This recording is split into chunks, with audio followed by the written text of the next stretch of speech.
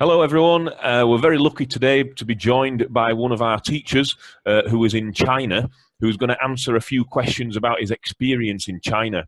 We're joined today by Zishan Ahmed. And first, Zishan, I'd just like to ask you, whereabouts are you in China? Okay, basically, I'm near Jiaxing. The place is called Jiaxing, and this place is near close to Shanghai, just like a half an hour train ride. Okay, sounds great. And are you enjoying your time in China? Yes, I'm honestly enjoying it because I'm seeing different things, new things. Like, I'm using the transport, I'm using the metro, and like I'm just enjoying myself, learning about different things, going experiencing different sites, and learning about different cultures. And it's just been an amazing experience so far. Sounds fantastic. Sounds great, yeah.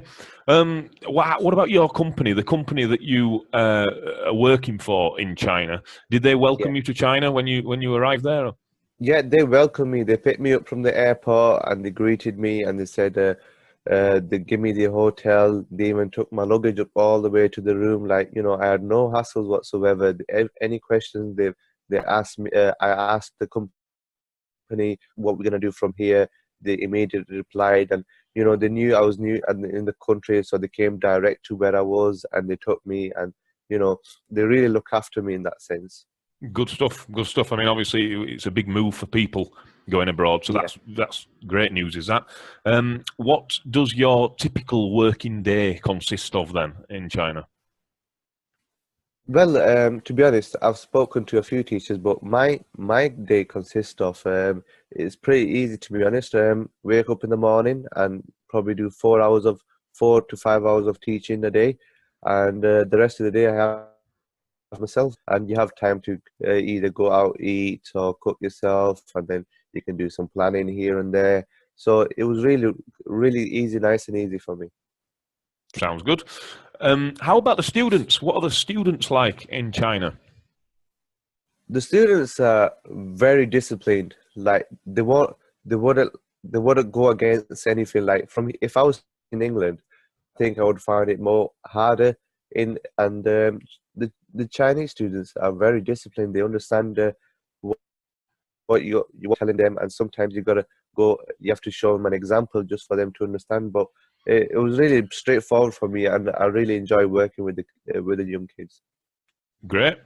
There's obviously a lot of cultural differences between here, our office here in the UK, and over there in China. We're talking cultural differences. How did you adapt to Chinese culture? So, were there any cultural differences over there?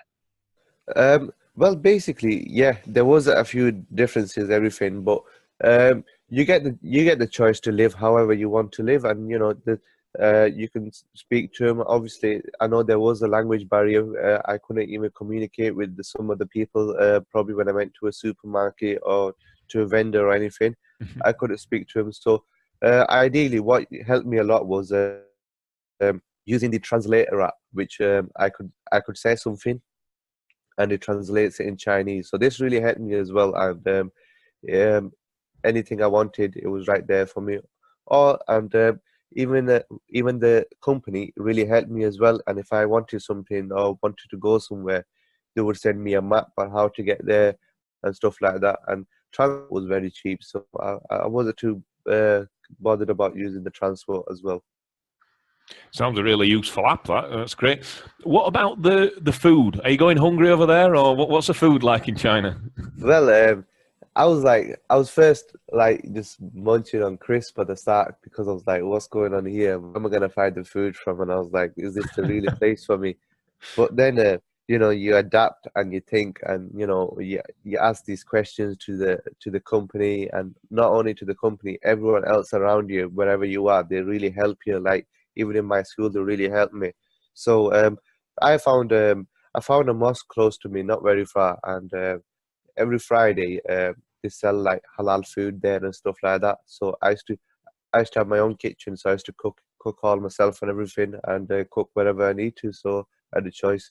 Also, I found an app, a person who sells all the food that which I really enjoy as well. So it was too much of a thing for me. She delivered the food right to my school, and I was happy. I was happy with that as well. Fantastic. Well adapted. So how did you first get to know about opportunities over in China? Well, to be honest, I got through a friend who introduced me to M2R, and I was like, this. I was going through a few companies, and I thought, you know what?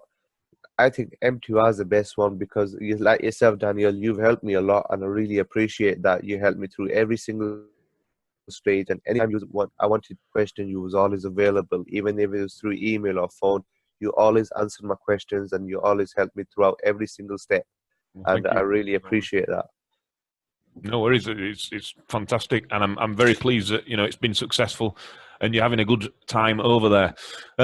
So there we go. There's an account for everyone on China this particular week from Zishan Ahmed, teacher over near Shanghai. So thanks very much for watching, and join us again next time.